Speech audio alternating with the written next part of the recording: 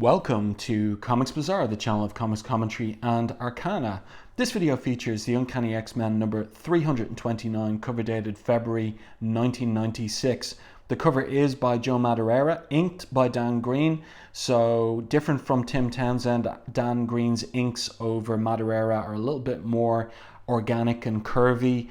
And he uses a screen tone here on the back of the cloak belonging to this character whose identity is revealed. Inside the issue we've got the cover caption, Warrior of the Ebon Knight, but we can clearly see by the hat that this character is wearing that we're moving into an Asian influence type story, and this really suits Madureira. And in this particular issue, which is part one of a two-part storyline, Madureira really gets to show off and lean into his manga and anime inspired art style. So let's open this one up to the splash page, and we do indeed get a splash page. The title of the story is repeated there from the cover caption, and the creative team is Scott Lobdell and Jeph Loeb, credited as writers. My guess is that it's Lobdell plotting this. He's done that before. Really his priorities seem to be with Generation X, and Jeph Loeb probably adding the words. It seems more like his style of dialogue than it does Lobdell's. Joe Madureira the penciler, Tim Townsend inker, Steve Buccellato color, and Richard Starkings and Comicraft on the digital letters. But note here, there's a special thanks to Electric Crayon's Richard Chew for his work on the Steam Ninja. So we're going to see exactly what that Steam Ninja is, and we're going to get these digital effects throughout the issue. We've got them here on the splash page, these little kind of shinings off the side of these droplets that are falling into, it'll turn out to be Stephen Strange's scrying pool, and a little distorted reflection there as well. So plenty of digital effects in this issue, but I think they work well. I mean, bear in mind that they were created at the end of 1995, so they're not going to be as sophisticated as a 21st century digital effect, but they're pretty good for the era. And yeah, let's get into the story. So the first words spoken by this character who's just lifting his fingers from twirling around in the scrying pool is intriguing. And those are words spoken by Stephen Strange. So there he is, bent over his scrying pool, putting his fingers back in again to turn the waters and see what's going on in the world outside his sanctum sanctorum in Greenwich Village. So that's another nice big anchor image of Doctor Strange there. My feeling is that it must be that Madureira wanted to draw Doctor Strange, and he does a pretty good job on him. And of course the costume that Strange is wearing is the mid-90s variation on his original Steve Ditko designed costume. And so what does Doctor Strange say? By the way, good lighting here, uplighting on Strange. And even though Madureira is leaning into that manga and anime influence, Ninja Scroll for the anime and Masamune Shiro's Ghost in the Shell and Appleseed for the manga, you also see very clearly his original Art Adams influence on the face there and the uplighting on the face on Doctor Strange. So Doctor Strange says, "These visions in my scrying pool are clear. The X-Men are in need of my catastrophic magic, whether they realize it or not." One other little detail that I like regarding this scrying pool are the eyes and the mouths as well. That's kind of a very nice Ditko-esque type touch, something that Jim Starlin used to do as well. And there he is flying out of his sanctum sanctorum on Bleecker Street and begins his quest. So again, nice use of the digital coloring effects here, these little stars around Doctor Strange's fingers, and this magical effect around him as he flies out the window to his townhouse. So let's continue, and then this is a great little page here as well. So another huge image, Doctor Strange just floating above Midtown Manhattan. We've got the Empire State Building there, an easily recognized landmark. We've got Fifth Avenue there, but this is a photograph. So Joe Madureira doing a very Jack Kirby-esque trope or device here, putting in as the background a photograph, but here in the mid-90s with the glossy paper and the better printing technology, that photo can be in color as it is here, and it works really well. It blends nicely. There isn't a jarring juxtaposition of comics art and the background. It works really well, probably because it's a nighttime scene. So Doctor Strange continues with his monologue there. He says, "An ill wind blows through the city this evening, as if the very shadows seek to unleash themselves upon a helpless populace. While I have seen that their motives are pure in this matter, I suspect that Wolverine and Archangel cannot begin to fathom the forces they may unleash before this night is through." So one thing, criticism I have of Jeph Loeb's dialogue there is, kind of sounds like a character from an Edgar Allan Poe story. It's a little bit overwrought, the rhetoric, and I felt to myself as I was preparing to make this video that I much rather lean into Stephen Strange's origins as a high-flying, narcissistic New York surgeon, celebrity surgeon. He, like, such a character wouldn't talk this way, like I said, like a character in an Edgar Allan Poe storyline. So I think that that's something that writers get wrong about Stephen Strange. That's just my opinion. I prefer him to talk a little bit differently, a little bit more like a contemporary figure, given his origins as a high-flying surgeon. So then the scene switches, zooms into Little Asia on Manhattan's Lower East Side, a country within a city. So that's a nice top-down establishing shot there. We can see the banner here that it's the Hong Kong Festival going on there. So we're in a Cantonese part of Little Asia.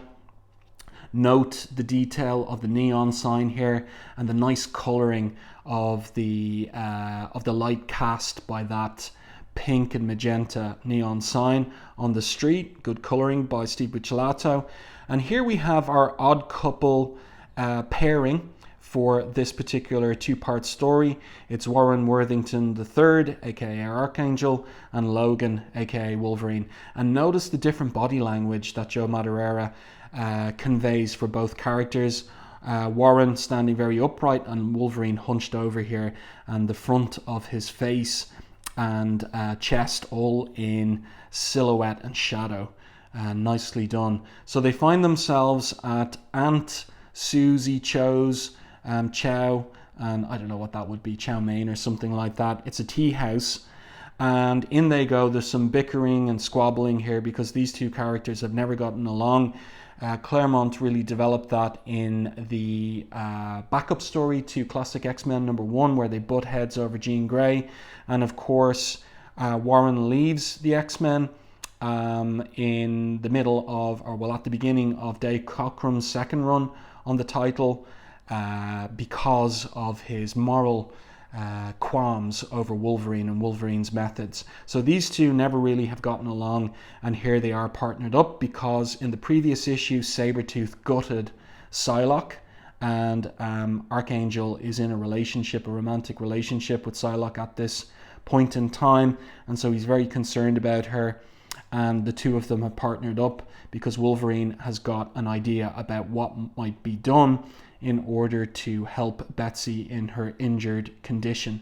But look at this. This is really cool. So he makes his way, he kind of like hunches his way through the door into the tea house, and Warren's there hesitating on the threshold as to whether he trusts Wolverine or not, and in he goes, saying to himself there, I must be an idiot. I like that. But look at how Madureira puts our focus on that neon sign, and then this is a really cool bit where the pictogram, the Chinese pictogram here, begins to come to life, and you just get that little sound effect, that chit sound effect, and then the tick, tick, tick, and then it starts climbing up the sign, and we've got that top-down perspective on the street. Really, really well done. Imagine getting that in the script and having to draw that. He does such a great job on it. It reads so well, so smoothly. And so Wolverine continues castigating Warren here, saying to him, this may come as a shock, Worthington, but you and me and most people, we don't own the world. We share it with things you can't even imagine in your dreams. Just like we keep to ourselves, they keep to themselves usually. And I like the juxtaposition of that with this pictogram that's come to life, and that is working its way up the neon sign towards the roof. Speaking of which, here it is climbing over the edge of the roof, ticking away. It's so cool. It's nicely done. Like in previous comics, I've had little criticisms about the use of digital effects. I didn't feel they were so effective sometimes when things in the foreground, like objects and hands, were blurred out. But this is a really effective use of the digital coloring effects of the period. So this strange creature turns out to be a familiar of this mysterious man here, this tall man. And it's important to note that he is tall, and he says, "They are here, you say. Of course they are. Somehow they always come to me when they need something, don't they?" And he looks like a villain in terms of his design, in terms of that aged face and those green eyes and the sharp tooth there as well, but we'll see in time whether he is or he isn't. And then we're in the tea house and Susie Cho's. So nice establishing shot there of Warren and Wolverine sitting down at the table, Warren having his tea there and the tea steaming, and Wolverine here saying, "Quiet, I'm catching the sense in the room. I don't have time to blab." But Warren's irked by Wolverine's shortness with him, and he says, "Okay, that's it. I don't know why I let you convince me to go on this fantasy quest for some elixir that might save Betsy. I won't." And then Wolverine tells him, "Sit down, kid. Forget it, Logan. It's time you face the fact that you're losing it, man," as he plunks down $10. And Logan grabs him by the hand and says, "I don't expect you to understand everything, Warren. You were always too self-absorbed to see other possibilities. Now sit down or I break your arm." And it looks like he means it. So that's good. I like the characterization going on here in this issue, and it really emerges from pitting and putting these two characters together who've never gotten along, and so we're getting some nice tension in the moments between them. So here they are. It looks like Logan's got some tea as well, and Logan gets to the explanation of why they're there, why they're in Little Asia. "Think about it," he says to Archangel. He's calling him Wings. "Betsy is a ninja now. When her body was transformed," that's all the way back in Uncanny X-Men 256, "and trained by the hand, there were certain things she went through, certain parts of her that were changed forever," he says. "She became something more than human, something less too." Now that's an interesting point. And then Warren chimes with that. He says, "I know the feeling." By the way, note, he's using his image inducer in order to appear flesh colored rather than his blue coloration after that transformation wrought upon him involuntarily by Apocalypse. "Assuming you're right," he says, "why aren't we rushing her back to the Mandarin instead of sitting in a tea house in Little Asia?" So Wolverine says, "You saw the damage Creed did to her body, Warren. That was in the previous issue. No way she could have been stitched together enough to make the trip. Besides, everything we need to help her is right here." So Warren's about to sip his tea. Notice the little digital effect there on the steam. That's nicely done. It's seeded all throughout the prior panels on this particular page. And then Wolverine says, "This city, like every other city in the world, is chock full of mystic forces." That's why Doctor Strange is involved in this particular adventure. Notice too that here Wolverine has brown eyes, which is his usual eye coloring, but subsequently he's going to have green eyes. So there's a little continuity error in the coloring there, but it's minor. But in any case, I spotted it and I'll point it out when we get to it. So he knocks the tea out of Warren's hand, and what could it be? What could be the danger? Is the tea poisoned? Well, look, there was an actual steam ninja inside it. So this is what Richard Chu's contribution to the issue is. And again, like I said, this is what was top, like cutting edge back in late 1995. This is what they could do. And I think it ages not too bad. Like, I mean, as I said, like you could do something much more elaborate in the present, but it's pretty good for the time period. And really also it shows that Uncanny X-Men was a top title at the time, and they had the money to try these things and pump it in to the title. And also something else too, Joe Madureira was in his early 20s still at this point, and that's when an artist is driven and ambitious and willing to try things. And clearly Madureira is a developing and ambitious artist here, and he's interested in trying these things like the pictogram neon sign, like the Steam Ninja here. I'm sure he supplied the design for the ninja to Richard Chew, and Richard Chew is just realizing it visually on the page. And it integrates pretty well with the comics art too, with the Blackline comics art. And remember, of course, it's a Steam Ninja, so that's why there's no black holding lines around this character. So the Steam Ninja starts lashing out in the tea house, and everybody leaves because this is the kind of thing that they're used to. Let's just say this is not the first time this has happened, so out go the patrons, and now we get a fight between Archangel, Wolverine, and this Steam Ninja. And also there's a little bit of continuity here, because after the previous issue there was a one-shot of concerning Sabretooth and his escape from the X-Mansion. Warren went after him and he sustained some injuries in that story, so he is not 100% here, and he is vulnerable by virtue of those injuries he sustained in the previous issue. So Wolverine here thinks to himself to fly, boys, in a world of pain, but he keeps fighting. So that's the kind of thing, of course, that Wolverine would admire. The pampered little rich kid has more guts than I ever gave him credit for. So Wolverine impressed. And there's those green eyes. Remember I said that? So Wolverine's eyes should be brown, but here they're green, colored in green. So that's a little continuity error. Now, a nice page of very manga and anime-esque action here with these force and speed lines, and the Steam Ninja cutting up the floor, sending out this energy force that splits the tables and the floor here. Logan gets the brunt of it, but he's able to withstand it because, of course, of his mutant healing factor. And basically he says, "Don't worry about me, Wings," to Archangel. "Whoever sent this ball of gas after us hasn't done his homework." So he's bounding away there. Good body language as well on Wolverine as he bounds off the chair and grabs a hold of these ceiling rafters here. So Warren, baffled. "You want to explain that to the rest of the class," he says to Wolverine. And Wolverine says he's figured something out about the Steam Ninja. "This thing's metal sensitive, Warren," he says. "Only it's been a while since this old knucklehead has had any metal in him, because it was removed by Magneto in Adjectiveless X-Men number 25. Wish I could say the same," says Warren, because of course his wings are metallic, going all the way back to X-Factor 24. Let's just see how metal sensitive it is. So he uses his wings to slash through the Steam Ninja, but there's an interesting outcome, which is the Steam Ninja splits into, what is it there, 4.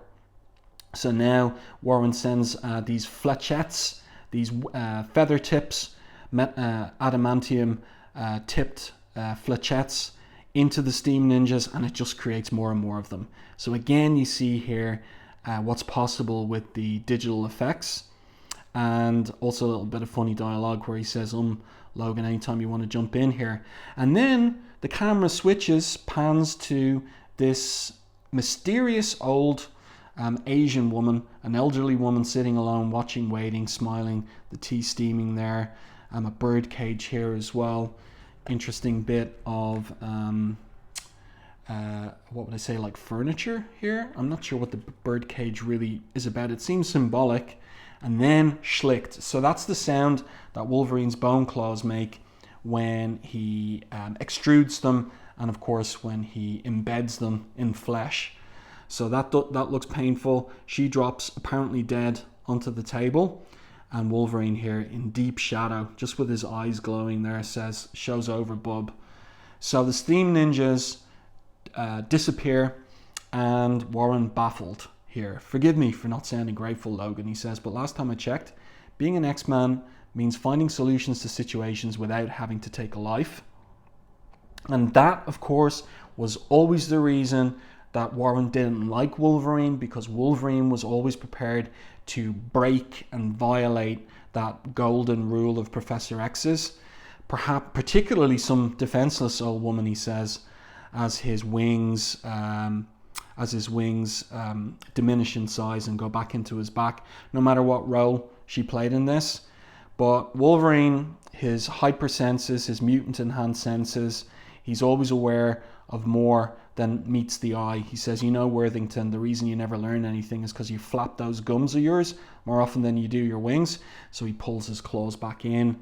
And then this is really interesting, a nice kind of turn the page surprise here, where he puts his hand all the way into apparently the woman's back, and he's reaching in and he's saying, you've been riding me ever since I joined your little band of misfits, and maybe I've done a few things that I ain't proud of. And Warren's thinking, what's he up to now? But right now you're off base. So a nice anchor image here of him pulling this little old Asian man out of the back of the woman. So this was an interesting ruse. So Warren's shocked and surprised, and Wolverine says, Warren Worthington III, meet Gomer the Ancient. Gomer Warren Worthington III. So this is our character from the front cover that we only saw in reverse. So he's a short little old Asian man, and he says, it's been too long between visits, Logan-san. So he's Japanese. Not long enough, short stuff, says Logan. I see that the years have not taught you to respect your elders either.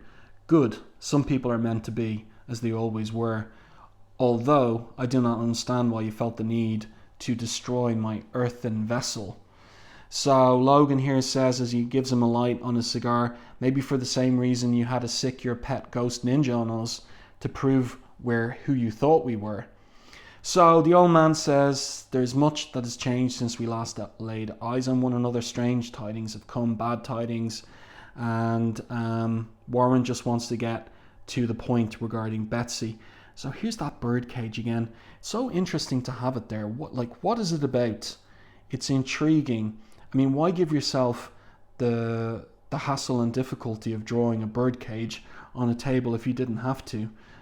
It's intriguing, but there's no backgrounds otherwise in the panels on this page. It just intrigues me, this. In any case, let's move on. And where are we now? So Logan gets to the point. I can manage for both of us, he says. Gomer, me and Worthington have come for one thing and one thing only. A pint of Crimson Dawn from the Ebon vein. And we elected you to help us get it. So the old man is aghast. You can see that here. Warren's thinking, what have you gotten us into? And the old man says, I wish you only good joss on your journey, but I cannot think of a single reason why I would aid you in this insane quest. So Wolverine leans on him, using that old trick of getting his head between the two outer claws and threatening to pop the middle one. So that changes the old man's mind. He says, perhaps I've been too hasty, as he grins here.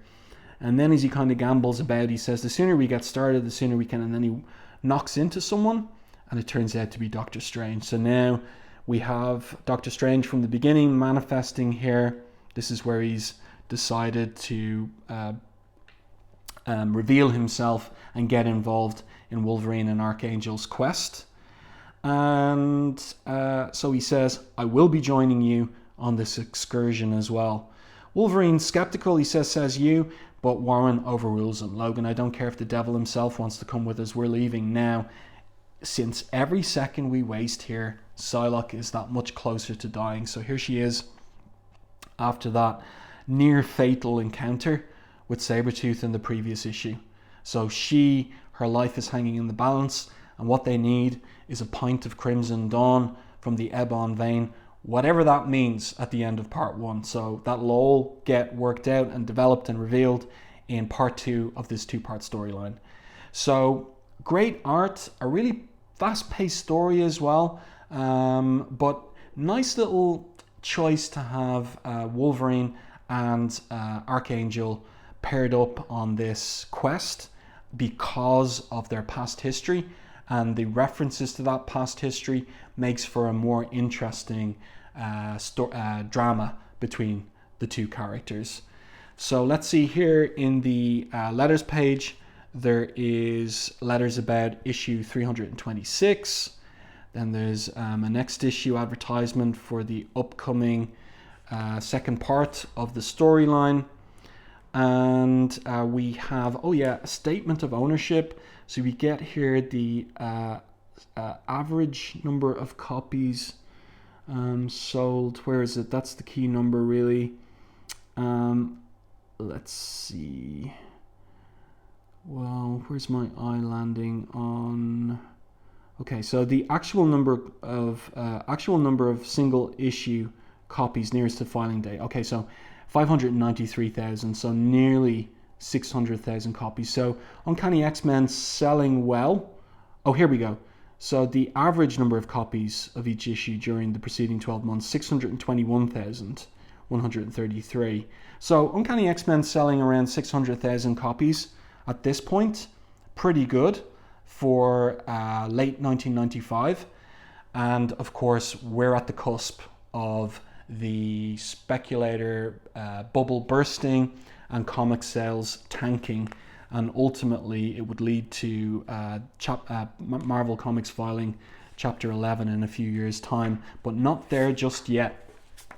I do hope that you enjoyed this review and commentary on Uncanny X-Men number 329. Let me know your thoughts about the content of this issue, about Joe Madureira's art, what you liked about this issue way back in 1995-96, and or what your thoughts are about it now in the present day. If you enjoyed my review and commentary, please like the video on YouTube. It really helps the channel. And if you haven't done so already, subscribe to the channel and stay tuned for more content like this.